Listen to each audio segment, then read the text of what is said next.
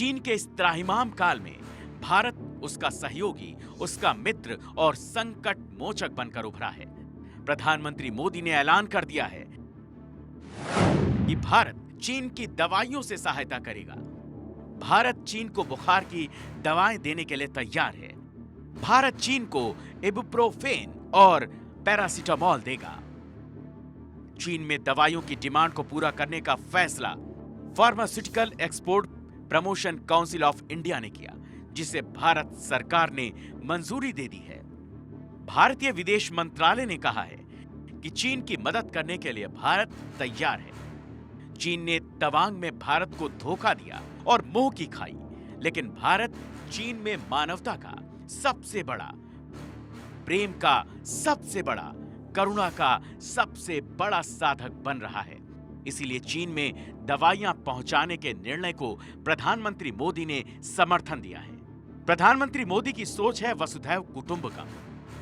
वो सर्वे संतु निरामया की अवधारणा पर काम करते हैं। इसीलिए धोखेबाज जिनपिंग की भी मदद को पीएम मोदी तैयार है। न कोई सरहदी दीवार, न कोई मन की खाई। खुले दिल से पीएम मोदी चीन की मदद को एक आवाज पर तैयार दिखे हैं। चीन में दवाइयों की डिमांड पूरी कराने के लिए कर्मचारियों से ओवरटाइम कराया जा रहा है।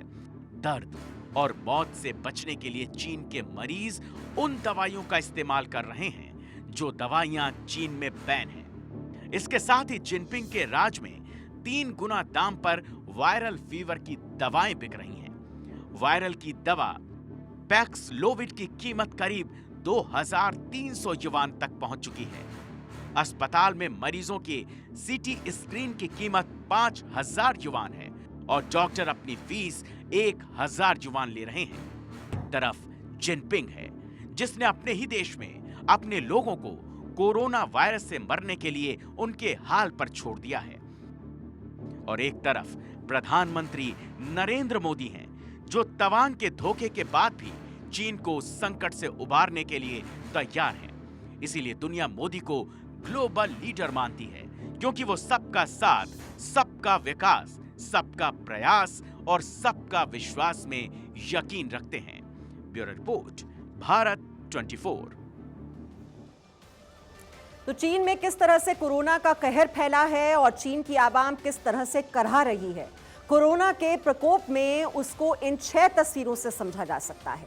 चीन कितना भी छिपाए, लेकिन भारत 24 आपको एक एक तस्वीर, एक एक प्रमाण, साक्ष्य दिखा रहा है कि कोरोना ने कैसे चीन को मरघट बना दिया है। चीन में आज हालात बेहद ज्यादा खतरनाक हो चुके हैं। चीन कोरोना से करहा रहा है। मरीजों से अस्पताल भरे दिख रहे हैं, लोगों की जानें जा रही हैं। चीन में दिखाई दे रही इस खौफनाक कोरोना लहर ने पूरी दुनिया को डरा दिया है। अब ऐसे में सवाल उठ रहे हैं कि कोरोना से जिस देश का दम निकल रहा है, वो बॉर्डर पर माहौल क्यों खराब कर रहा है? क्या राष्ट्रपति शी जिनपिंग इसके पीछे कोई साजिश है?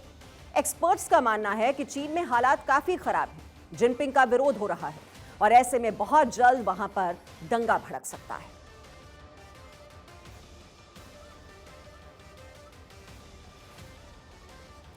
तो चीन लगातार कोरोना के आंकड़ों को छिपा रहा है, लेकिन चीन की सच्चाई बताती सोशल मीडिया पर जो तस्वीरें आ रही हैं वो काफी भयावह हैं। हम कुछ ग्राफिक्स के जरिए आपको ये बताने की कोशिश कर रहे हैं कि चीन में हालात कितने खराब हैं। और ये आंकड़े आपको बता दें 1 दिसंबर से 20 दिसंबर 2022 के बीच के हैं, जो बता रहे हैं कि चीन के करीब 25 करोड़ नागरिक कोरोना से संक्रमित हो चुके हैं। सबसे पहले उन शहरों का हाल आप देखिए जहां पर संक्रमितों की तादाद 2 करोड़ से ज्यादा है। इनमें हुबई, हुनान, सिचुआन। अब उन शहरों की भी हालत आप देखिए जहां संक्रमितों की संख्या 1 करोड़ से 2 करोड़ के बीच की है। तो ये जो आंकड़े हैं ये आपके लिए जानना बहुत ही जरूरी है। अब जो 1 करोड़ से लेकर 2 करोड़ के बीच जो संक्रमितों की संख्या है वो कहां पर है, वो हम आपको इलाके बता रहे हैं। इनमें शैनडोंग, बेजिंग, हेबई, ग्वांगडोंग और अनहुई। तो ये वो इलाके हैं जहां पर संक्रमितों की संख्या 1 करोड़ से लेकर 2 करोड़ के बीच की है। अब चीन के कुछ ऐसे भी शहर हैं जहां संक्रमितों की तादाद 50 लाख के आसपास है। इनमें जेंगझाऊ, चेंगडू, चोंगकिंग, वुहान। तो ये वो शहर हैं जहां पर हमने आपको बताया कि जो संक्रमितों की तादाद है वो 50 लाख के आसपास है। अब बीजिंग में तो आपको बता दें संक्रमण की जो दर है वो 50% को पार कर चुकी है। चीन में एक दिन में संक्रमितों की जो तादाद है वो 3.7 करोड़ पाई गई है। आप समझ रहे हैं, ये आंकड़े जो हैं इन्हें समझना बहुत ही जरूरी हो जाता है और यही आंकड़े हैं जो पूरी दुनिया में इस वक्त जिनको लेकर काफी टेंशन बढ़ती जा रही है। बताया यह जा रहा है कि चीन में कुल 25 करोड़ से ज्यादा नागरिक दिसंबर में संक्रमित हो चुके हैं, जो कि चीन की जनसंख्या के 17% से ज्यादा है। लेकिन फिर भी जिनपिंग हैं कि सच छिपाने से बाज नहीं आ रही। तो आंकड़ों का खेल ये जारी है, आंकड़े बढ़ते जा रहे हैं, लेकिन इन आंकड़ों को छिपाने में लगा हुआ है चीन। सही तस्वीर जो चीन में इस वक्त दिखाई दे रही है वो हम आप तक पहुंचा रहे हैं, लेकिन इन आंकड़ों को और इस सच्चाई को छिपाने की कोशिश की जा रही है चीन की तरफ से। अब चीन में कोरोना के प्रकोप के बाद चीनी नागरिक चीन छोड़कर भागने की फिराक में है, जिसके लिए जिनपिंग सरकार भी अब सख्त हो गई है। आपको बता दें कोरोना के कारण चीन से भाग रहे हैं लोग, देश छोड़कर भागने की फिराक में हैं चीनी नागरिक। भागने वाले नागरिकों पर सरकार की ओर से सख्ती बढ़ती जा रही है। चीनी सीमाओं पर की गई है बाड़ेबंदी, कटीले तार लगा दिए गए हैं, तारों में करंट और सेंसर से रोकने की कोशिश की जा रही है। यूनान प्रांत में आपको बता दें 3000 मील तक की गई है फेंसिंग। सुरंग खोदने से रोकने पर भी सख्ती, जमीन के अंदर भी फेंसिंग की गई है।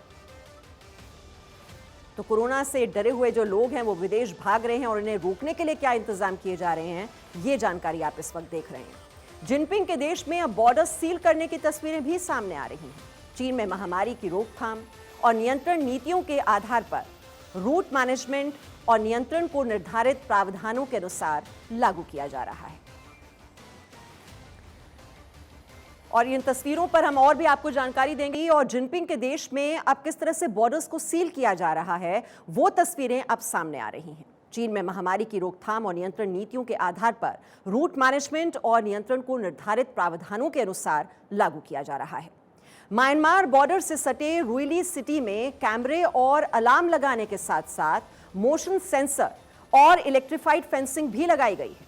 स्थानीय नगरपालिका से जारी नोटिस के मुताबिक क्रॉस बॉर्डर पर आवाजाही को रद्द कर दिया गया है और सीमा पार परिवहन में लगे ड्राइवरों को कानूनी और वैध दस्तावेज रखने की जरूरत पर जोर दिया गया है। कोरोना के मामलों में आई काफी तेजी के बाद चीनी लोगों को भागने से रोकने के लिए शी जिनपिंग की सरकार सख्ती दिखा रही है। इसमें चीनी सैनिक चीन और म्यांमार के बीच बॉर्डर के करीब लोगों को आने से रोकने के लिए बैरिकेड्स लगाते हुए दिख रहे हैं। ये देखिए आप तस्वीरों में किस तरह से बैरिकेड्स लगाए जा रहे हैं, बॉर्डर्स को सील किया जा रहा है। वहाँ रहने वाले जो नागरिक हैं वो कहीं विदेश न भाग जाएं, तो किस तरह के इंतजाम किए जा रहे हैं वहाँ पर। ये फुल प्रूफ इंतजाम आप इन्हें कह सकते हैं कि फेंसिंग की जा रही है, उनमें सेंसर्स लगा दिए गए हैं। ये इलेक्ट्रीफाइड फेंसिंग है जो आप इस वक्त देख रहे हैं, जो बॉर्डर्स पर लगाई जा रही है और बैरिकेड्स लगाए जा रहे हैं। और पड़ोसियों की मदद करने में भारत कभी भी पीछे नहीं हटा है। दुनिया में जब वुहान से निकलकर कोरोना का वायरस दुनिया में त्राहिमाम मचा रहा था, तब भारत ने दुनिया में सबसे पहले डीएनए आधारित वैक्सीन बना ली थी और भारत ने पूरी दुनिया को वैक्सीन से राहत दी थी। भारत ने शुरू की थी ये वैक्सीन डिप्लोमेसी। आप याद कीजिए, भारत ने 6.6 करोड़ वैक्सीन विदेश भेजी, 81 लाख वैक्सीन पड़ोसी देशों को दी, 1.07 करोड़ डोज मदद के तौर पर दी, 3.57 करोड़ डोज कमर्शियल डील के तहत दी, 1.98 करोड़ डोज यूएन के कोवैक्स मिशन के तहत दी। प्रधानमंत्री मोदी ने यूएन के कोवैक्स मिशन में जो वैक्सीन मुहैया करवाई, उसी वैक्सीन से पाकिस्तान ने भी अपने देश में कोरोना से लड़ाई लड़ी।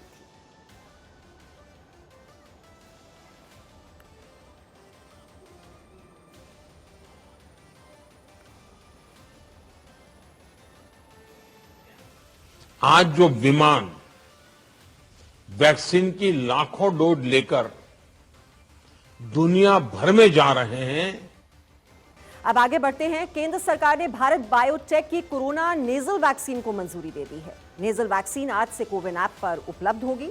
साथ ही टीकाकरण कार्यक्रम में भी इसे शामिल किया गया है। हालांकि अभी ये सिर्फ निजी अस्पतालों में ही उपलब्ध है। चीन समेत दुनिया के कई देशों में एक बार फिर से कोरोना ने हड़कंप मचाया है।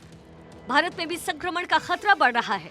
इसी बीच भारत ने कोरोना के खिलाफ जंग में लंबी छलांग लगाई। भारत को कोरोना महामारी से लड़ने के लिए संजीवनी मिल गई है। ये संजीवनी है नेजल वैक्सीन। कोरोना के नए वेरिएंट के खतरे को देखते हुए केंद्र सरकार ने देश में अब नेजल वैक्सीन की मंजूरी दी है। ये वैक्सीन बूस्टर डोज के तौर पर लग सकेगी। नेजल वैक्सीन शुरुआत में प्राइवेट अस्पतालों में लगेगी। गुरुवार को कोरोना संकट के चलते प्रधानमंत्री मोदी ने आला अधिकारियों के साथ हाई लेवल बैठक की। बैठक के 24 घंटे के अंदर ही मोदी सरकार ने अहम फैसला लेते हुए इंट्रानेजल वैक्सीन को मंजूरी दी। इस वैक्सीन को भारत बायोटेक ने तैयार किया है। 4000 लोगों पर हुआ नेजल वैक्सीन का ट्रायल। किसी पर भी कोई साइड इफेक्ट नहीं दिखा। वैक्सीन को नाक के माध्यम से दिया जाता है। इन्फेक्शन और संक्रमण कम करने में कारगर। नेजल वैक्सीन सिर्फ बूस्टर डोज के तौर पर लगाई जाएगी, यानी जो लोग पहले वैक्सीन की 2 डोज ले चुके हैं उन्हें ये वैक्सीन दी जाएगी। कोविन पोर्टल पर मौजूद डेटा बताता है कि अब तक 95.10 करोड़ से ज्यादा लोग वैक्सीन ले चुके हैं, लेकिन सिर्फ 22 करोड़ 20 लाख लोगों ने ही बूस्टर डोज ली है। नेजल वैक्सीन आने के बाद अब मुमकिन है कि ज्यादा से ज्यादा लोग वैक्सीन लें। और ये नेजल वैक्सीन कितनी खास है इसके बारे में भी आपको जानकारी दे देते हैं। नाक के भीतर प्रतिरक्षा प्रणाली तैयार कर वायरस को ये निष्क्रिय करती है। नेजल वैक्सीन में निडल की आवश्यकता नहीं पड़ती है। इसकी अच्छी बात यह है कि घर पर भी इसका प्रयोग किया जा सकता है। बच्चों और बुजुर्गों के लिए आदर्श रूप से ये उपयुक्त है। वायरस को शरीर में प्रवेश करने से पहले ही मारने की क्षमता इसमें है। हिंदुस्तान में इस टाइम कोरोना के ज़्यादा केसेस नहीं हैं। वो जो सबसे ख़राब स्ट्रेन है BF.7 उसके केसेस तो बहुत ही कम हैं। लेकिन हमें नहीं पता कि कब यहाँ पे केस बढ़ जाएंगे। तो इसलिए हम सब हिंदुस्तानियों को जो प्रिकॉशनरी डोज थी या बूस्टर डोज थी कोरोना वैक्सीन की वो अवश्य लगवा लेनी चाहिए। हमें पता चला है कि ऑलमोस्ट 80% लोगों ने बूस्टर डोज लगवाई ही नहीं है। तो किसी भ्रम में मत रहिएगा। ये वैक्सीन अभी ये जो कोरोना वायरस इस दुनिया से ख़त्म नहीं हुआ है। अभी ये घूम घूम के अपना रूप बदल के वापस आ सकता है।